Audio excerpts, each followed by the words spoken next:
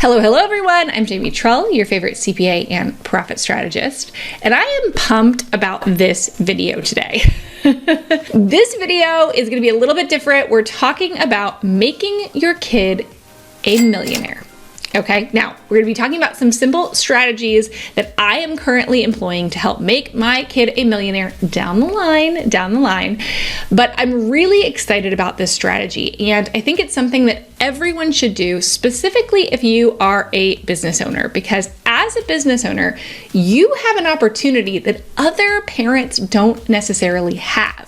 And that opportunity is to employ your kids in your business and to open a Roth IRA for them that they can contribute to. Now, most of the time, minors cannot contribute to Roth IRAs unless they are working and making an income, which typically you can't do at 10 years old. But if you are working for a family business, it is completely legal. And if somebody has earned income, they can contribute to a Roth IRA. So what's a Roth IRA versus, say, a traditional IRA, traditional 401k? They differ in the way that they are taxed. Okay, so a traditional IRA or a traditional 401k, you're typically not going to pay taxes immediately. You're going to get a tax deduction in the current year for any amount that you're putting into that IRA. All right, so let's say that you are putting $5,000 into that IRA. Well, you're going to also reduce your taxable income by that $5,000. So a lot of business owners love this because it reduces the taxable income that they have to pay in the current year. So a lot of business owners love that because it can help you reduce the taxes that you have to pay in the current year. However, that money, as it grows, when you go to take it out, the growth of that money is going to be taxed.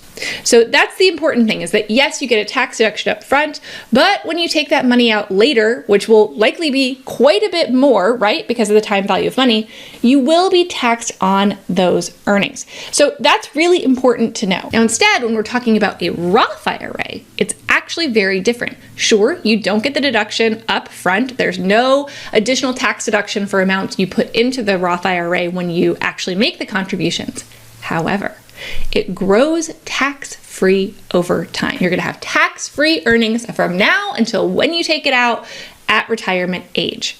Okay, so fully non-taxable. And remember, if we're putting money in, the younger you are, the more that money is expected to grow and compound over time, right?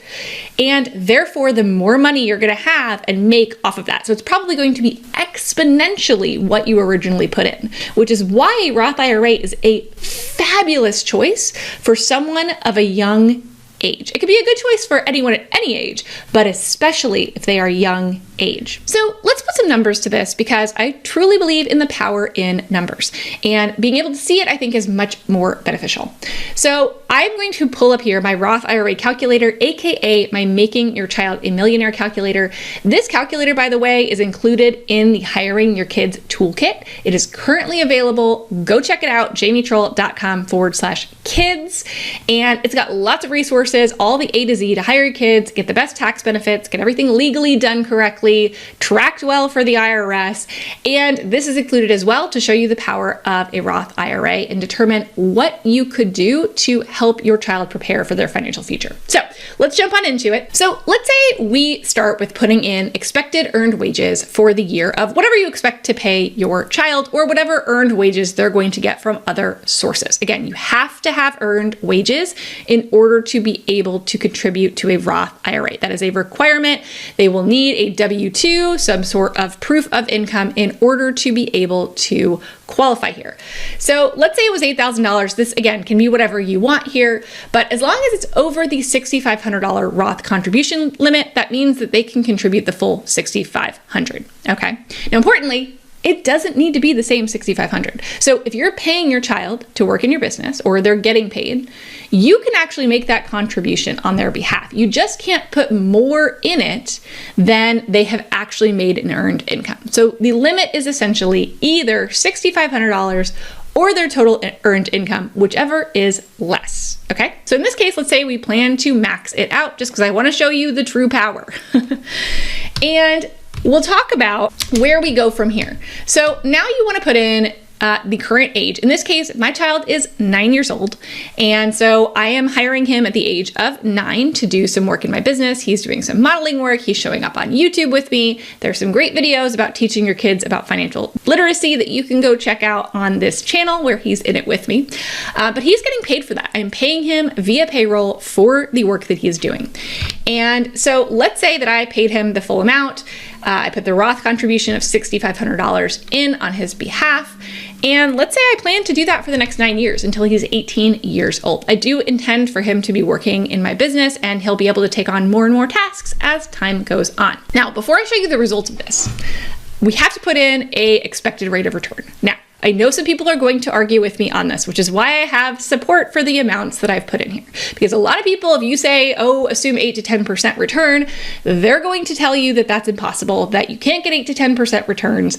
But remember, we're investing for the long term. So yes, over the short term, is it easy to get kind of a guaranteed 8 to 10% return? No. But let's look at history and what history says happens over time.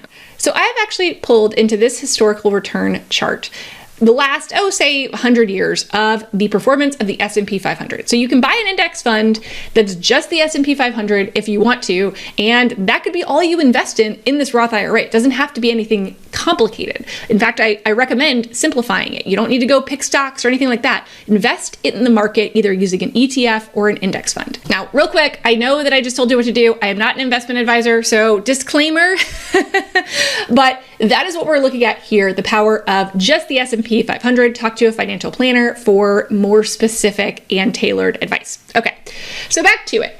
Now, you'll see here that, when we look over a 2-year period, I mean, the results are all over the place. Like, we're talking about 37% down in 2009. We all remember that. We're talking about 26% up in 2020, which was crazy and bizarre.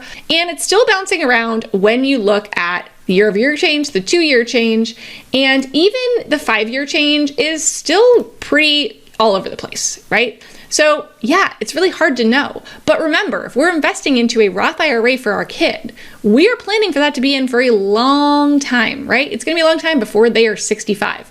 So we need to probably be looking more towards the 30 and 40-year averages. Well, when you take a look at those and you average those out over time, you can see that it really evens out.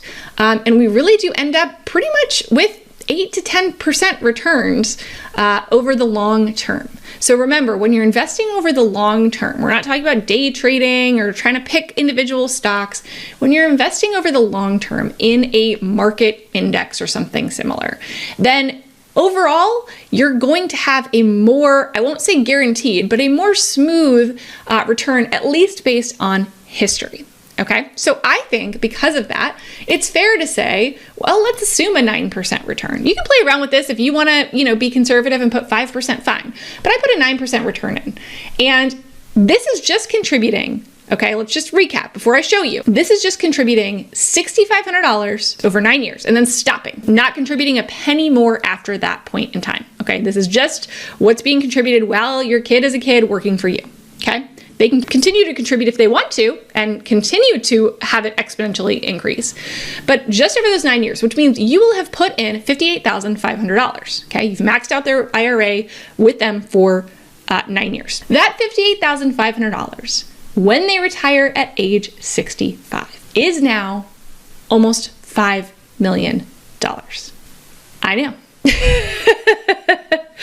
I know. It's crazy. It seems absolutely crazy, but it is the power of compound interest, and it is the power of starting early. Even if we make little tweaks, let's change the age and say we don't start this until they're 16, and we contribute, even if we contribute for the same 9 years. If you start at 16 and go till they're 25, right? If they contribute that same amount, so we're still contributing $58,500, but we started later, right? That just cut it in half. So the power of starting early is critical. Even if you wanted to, again, play around, you can play around in here with the rates if you want to. You can see what you want to put in here. But overall, a not so huge amount of money can turn into a massive amount of money. Of course, right?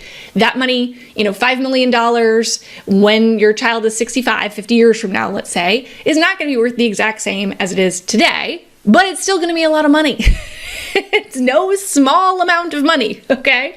And it's going to set them up for a financial future that you could only have dreamed about. So let's say that $6,500 isn't going to work out. So, okay, we're going to change this around. Maybe, what if I put $3,000? Maybe you're not paying them $6,500 in a full year. So maybe we max it out at $3,000. Is it still worth it? Spoiler alert. Yeah. So again, $3,000 starting at age 9, going to age 18 is still going to be $2.2 million at a 9% return average. It's a lot of money. It's a lot of money. So I want you to really think about this and really think about how we could turn, that's now in this case, $27,000 that's turned into $2.2 million.